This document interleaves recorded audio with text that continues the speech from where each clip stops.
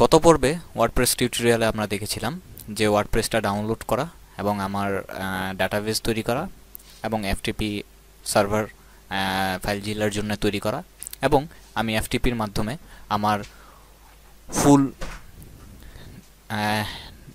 WordPress ফাইলটি আমি আমার সার্ভারে আপলোড করেছিলাম।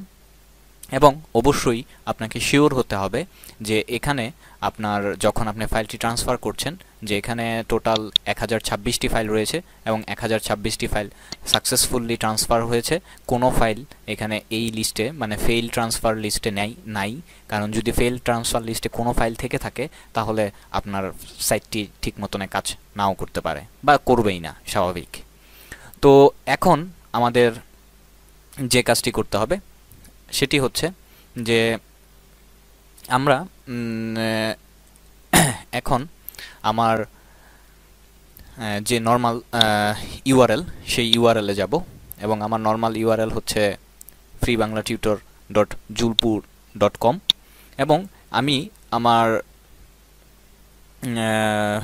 এখানে একটি ফ্রি বাংলা টিউটোরিয়াল ফোল্ডারের ভেতরে আমি আমার সবগুলো ওয়ার্ডপ্রেসের ফাইল রেখেছিলাম। তো স্বভাবতই ফ্রি বাংলা টিউটোরিয়াল .julpur মধ্যে স্বভাবতই এটি থাকবে না।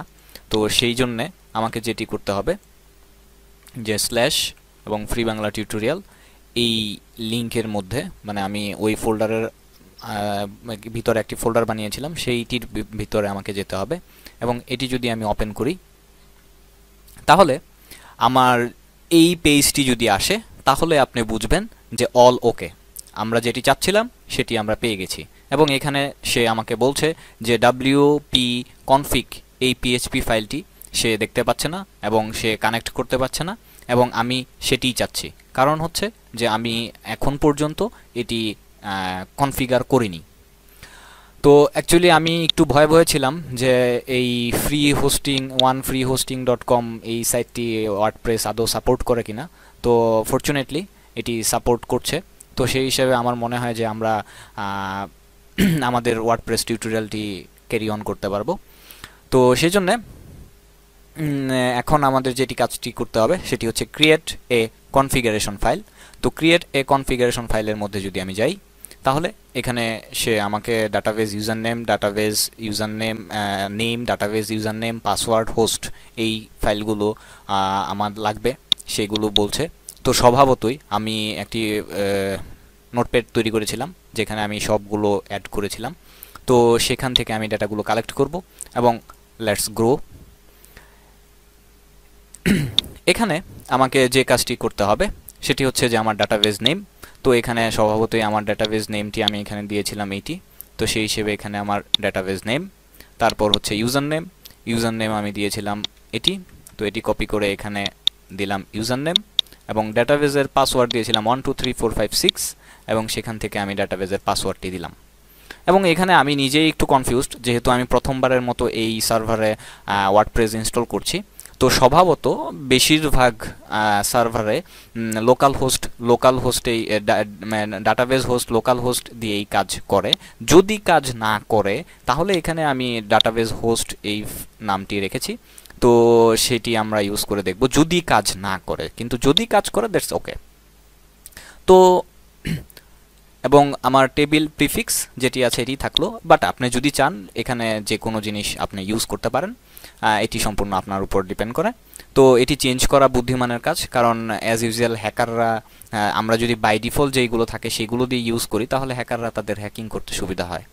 তো যেহেতু আমি এটি ডেমো একটি সাইট আপনাদের বোঝানোর জন্য তৈরি করছি, তো সেই জন্য আমি আর এটি চেঞ্জ করলাম না। তো এটি লোকাল হোস্ট দিয়ে দেখি আদৌ কাজ করে কিনা। তো সাবমিট।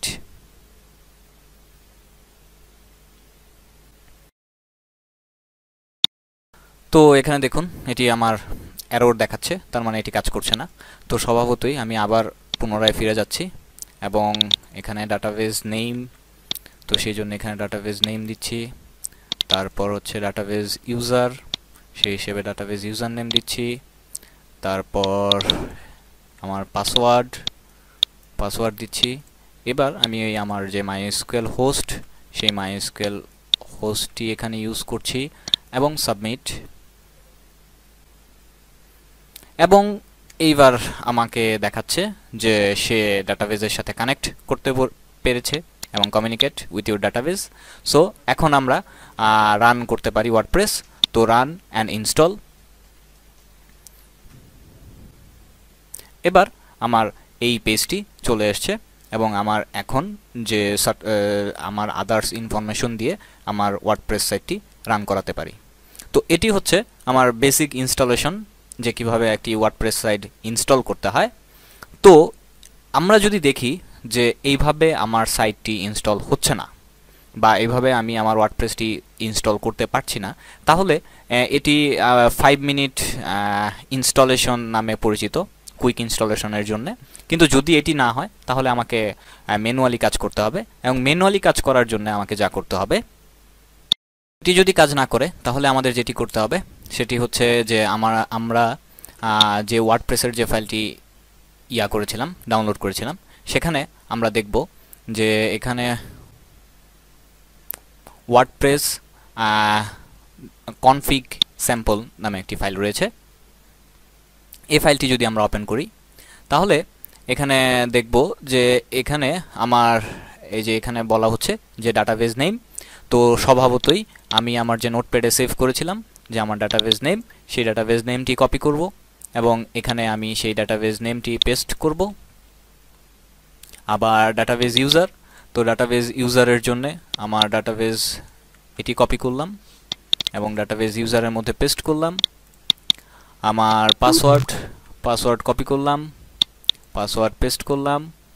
এবং স্বভাবতই আমরা দেখেছি যে আমরা লোকাল হোস্ট, ডাটাবেজ হোস্ট যেটি, সেই লোকাল হোস্টে কাজ করছে না।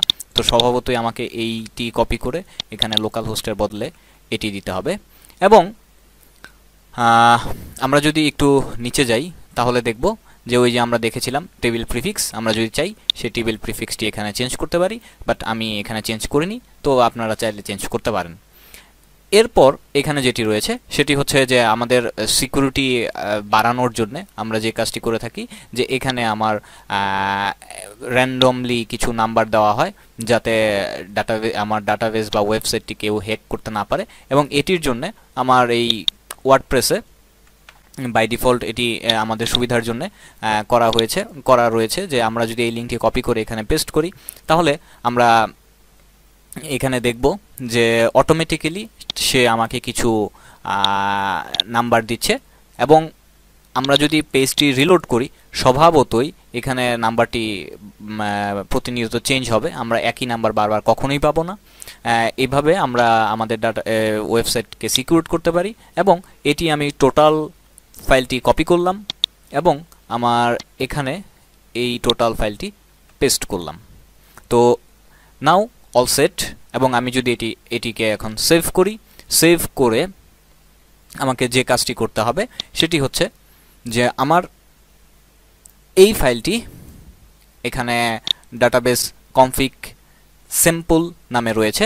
তো আমার এই ফাইলটি সিম্পল কথাটি উঠিয়ে দিয়ে ওয়ার্ডপ্রেস কনফিগ শুধু এই ফাইলটির মধ্যে এই জাস্ট এনে রিপ্লেস করে দিতে হবে। এবং রিপ্লেস করে দিলে স্বভাবতই আমার এই ওয়ার্ডপ্রেসটি ম্যানুয়ালি কনফিগ হয়ে গেল।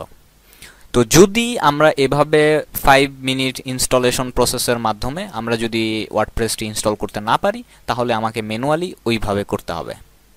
তো এখানে আবার স্বভাবত আমরা তো যেহেতু 5 মিনিট ইনস্টলেশনের মাধ্যমে এই সাইটটি করে ফেলেছিলাম, তো সেই জন্য আমরা আর ওই ম্যানুয়ালি প্রসেসে যাচ্ছি না, জাস্ট ওইটা আপনাদেরকে দেখানোর জন্য, জানার জন্য দিয়ে বলে রাখলাম।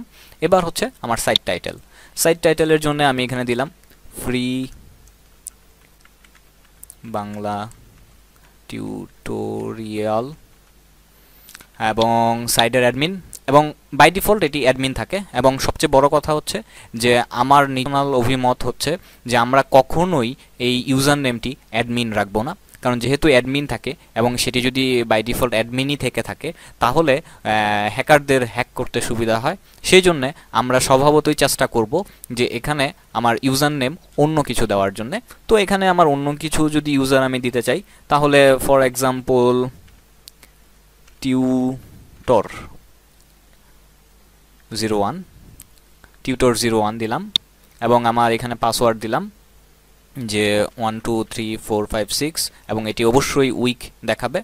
তো আমার যদি পাসওয়ার্ড বড় করতে যাই তাহলে ASD মিডিয়াম দিলাম, ASD 1 2 3 4 5 6 যে আমার পাসওয়ার্ডটি। এরপর হচ্ছে আমার ইমেল অ্যাড্রেস, এখানে আমি যে কোনো একটি ইমেল অ্যাড্রেস ইউজ করতে পারি। তো ফর এক্সাম্পল এখানে যদি আমি একটি ইমেল অ্যাড্রেস info আপনার যে সাইট থাকবে সেই সাইটের ইমেল অ্যাড্রেসটি আপনি ইউজ করবেন। তো ফর এক্সাম্পল আমি এখানে যদি এই ইমেল অ্যাড্রেসটি ইউজ করি, জাস্ট ফর এক্সাম্পল, যদিও আমার এই নামে কোনো ইমেল অ্যাড্রেস নেই, এবং এটি হচ্ছে যে allow search engine to index the page this site, যে আমার এই সাইটটিকে সার্চ ইঞ্জিনগুলা গুগল, ইয়াহু, বিং তারা ইন্ডেক্স করবে কিনা। তো শুরুতে আমাদের সবার উচিত যেটিকে আনচেক করে দেওয়ার জন্য, কারণ স্বভাবতই গুগল এবং ইয়াহু, বিং যদি এসে দেখে যে আমার সাইটে কিছু নেই, তো স্বভাবতই এটি আমার সাইটের জন্য একটি ব্যাড ইফেক্ট পড়তে পারে। তো এটি আমরা পরবর্তীতে আবার অ্যাক্টিভ করতে পারবো। তো আমি আপাতত এটি এভাবেই রাখলাম এবং ইনস্টল ওয়ার্ডপ্রেস, এবং এখানে আমার ইউজার নেম এবং টিউটর 10 এটি আমার মনে রাখার সুবিধার্থে আমি আবার এটি আমার সাইটের মধ্যে wp admin user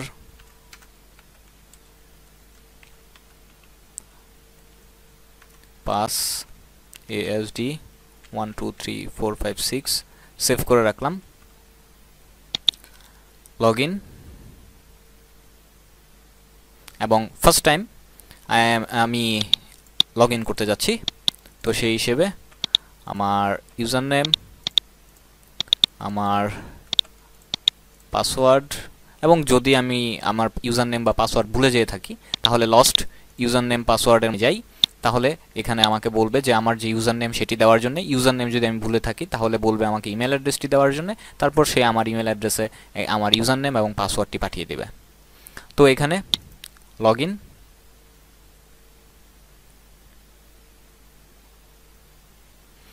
okay, here we go. এখানে দেখুন যে আমি আমার ড্যাশবোর্ডে চলে এসেছি, এবং ড্যাশবোর্ডের প্রথম আমি যেটি বলতে যাচ্ছি যে প্রথমে আমি ড্যাশবোর্ডে আসলে যে আমার ড্যাশবোর্ডের হোম পেজটি এখানে থাকবে, এবং হোম পেজের এখানে প্রথমবার যখন আপনি লগ ইন করবেন তখন এটি দেখবেন, এবং আমি যদি এটিকে ডিসমিস করে দিই তাহলে এটি চলে যাবে, এবং আমার যে কাজটি যেটি এখানে শো করবে যে আমার পুরো সাইডের একটি সামারি এখানে শো করবে, যে প্রথমে আমার পোস্ট কয়টি রয়েছে, পেজ কয়টি রয়েছে, ক্যাটাগরি কি রয়েছে, tag, comment, approve, pending, spam এগুলো রয়েছে।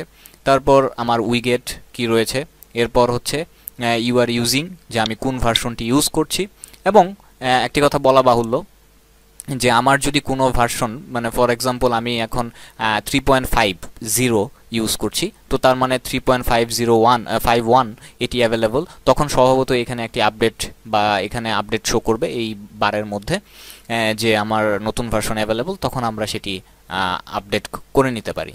এবং আরেকটি কথা বলে রাখি, আপডেটের ক্ষেত্রে অনেক সময় আমরা বিভিন্ন ধরনের প্রবলেম ফেস করে থাকি। ফর এক্সাম্পল যে আমার নতুন ভার্সনে আপডেট করার পর বিভিন্ন প্লাগইনস অথবা থিম কাজ করছে না, তো সেই জন্য দেখা যায় কি আমাদের আবার পুরাতন ভার্সনে ফেরত যেতে হয়। তো পুরাতন ভার্সনে ফেরত যাওয়ার জন্য আমরা যদি ওই wordpress.org এবং ডাউনলোড এই /download এই লিঙ্কটির মধ্যে আসি এবং রিলিজ আর্কাইভ, এবং এখানে আমরা একদম প্রথম থেকে শেষ পর্যন্ত এখন পর্যন্ত যে ভার্সনগুলো ডাউনলোড রিলিজ করা হয়েছে সেই ফাইলগুলোর লিঙ্ক আমরা পাবো। আমরা ধরেন যদি 3.5 আগে থেকে থাকে তখন আমি এটি আবার আপলোড করে নিতে পারি, ডাউনলোড করে নিতে পারি। ডাউনলোড করে আমি আবার নতুন করে আমার সাইটটি ইনস্টল করে নিতে পারি। তো এখন আমরা যে এই ব্যাপারটি আমরা দেখতে যাব সেটি হচ্ছে যে আমার এই টুলবারটি অনেক কার্যকরী এবং অনেক easy to proceed various things. For example যে আমরা এখানে টুলবারের মধ্যে গেলে ডিরেক্টলি পোস্ট, মিডিয়া, পেজ এবং ইউজারের মধ্যে চলে যেতে পারছি। এখানে আপনার সাইডের নাম থাকবে, আপনি এখানে ক্লিক করে অথবা ভিউ সাইডের মধ্যে যদি ক্লিক করেন তাহলে আপনার অটোমেটিক্যালি আপনার সাইটটি দেখতে যেমন ঠিক সেই রকম এখানে এখন শো করছে, এবং এখন এটি টোটালি ব্ল্যাঙ্ক, কারণ এখানে কিছু নেই। আবার যদি আপনি আবার আপনার ড্যাশবোর্ডে চলে যান, তখন স্বভাবতই আমার এই টুলবারটি আবার চেঞ্জ হয়ে যাচ্ছে, যে এখানে দেখুন এবার ড্যাশবোর্ডে যাওয়ার জন্য dashboard, theme, customize, widget, menu, background, header, এইসব, আবার নিউ, এবং কমেন্ট, যদি কোনো নতুন কমেন্ট থেকে থাকে তাহলে সেটি। এবং আমি যদি আবার ড্যাশবোর্ডে ফেরত যাই তাহলে এখানে দেখবেন যে এখানে আমার যে ইউজার নেমটি দেখাচ্ছে এবং এডিট প্রোফাইল লগ আউট, যে আমি এখান থেকে লগ আউট করছি। তো এখানে আমি এটি আমার সামারি, এবং এখানে রিসেন্ট কমেন্ট, যে নতুন যদি কোনো কমেন্ট এখানে আসে তাহলে সেই কমেন্টগুলো এখানে থাকবে। তারপর ইনকামিং লিঙ্ক, যদি কোনো লিঙ্ক থেকে থাকে, তারপর আমি যে প্লাগইনসগুলো ইনস্টল করেছি সেই প্লাগইনসগুলো এখানে শো করবে, তাদের মোস্ট রিসেন্ট কিছু নিউজ যদি থেকে থাকে। এরপর হচ্ছে আমার ওয়ার্ডপ্রেস নিউজ এবং ওয়ার্ডপ্রেস ব্লগ এবং রিসেন্ট ডাফ, এবং আমি যদি কুইক কোনো আর্টিকেল পোস্ট করতে চাই তাহলে এটি। এবং এছাড়া আরেকটি যেটি রয়েছে এখানে, যে দেখুন স্ক্রিন অপশন, এই স্ক্রিন অপশনে আমি কোন জিনিসটি চাচ্ছি, যেমন আমার ওয়েলকাম মেসেজটি এখানে ছিল, যে এই ওয়েলকাম মেসেজটি আমি এখান থেকে ডিলিট করে দিয়েছি, যে আমি ওয়েলকাম মেসেজটি চাচ্ছি না। এবং আপনি যদি এখান থেকে আরও কোনো কিছু ডিলিট করতে চান, যে আমি ওয়ার্ডপ্রেস নিউজটি দেখতে চাচ্ছি না, ওয়ার্ডপ্রেস ব্লগ এটি দেখতে চাচ্ছি না, তাহলে আপনি এখান থেকে সেগুলো বাদ দিয়ে দিতে পারেন। আবার যদি কোনো হেল্পের দরকার পড়ে তাহলে এখানে হেল্প অপশন রয়েছে, এবং কোনটি কিভাবে কাজ করছে, এবং তাদের স্বভাবতই যে আমাদের wordpress.org-এ বিশাল একটি সলিউশনের অপশন রয়েছে, যে আমরা তাদের সাপোর্ট ফোরামের মধ্যে গিয়ে সাপোর্ট কোনো কিছু চাইতে পারি, যে আমার এই প্রবলেম কেউ থাকলে সেখান থেকে হেল্প করবে। আবার এদিক থেকে ডকের মধ্যে তাদের ডকুমেন্টেশন দেখতে পারি, এবং শোকেসের মধ্যে আমরা ওয়ার্ডপ্রেসের বিভিন্ন জিনিস এখানে মানে থাকবে, এবং বিভিন্ন ধরনের থিম এবং আদার্স যে নতুন নতুন কি হচ্ছে সেগুলো।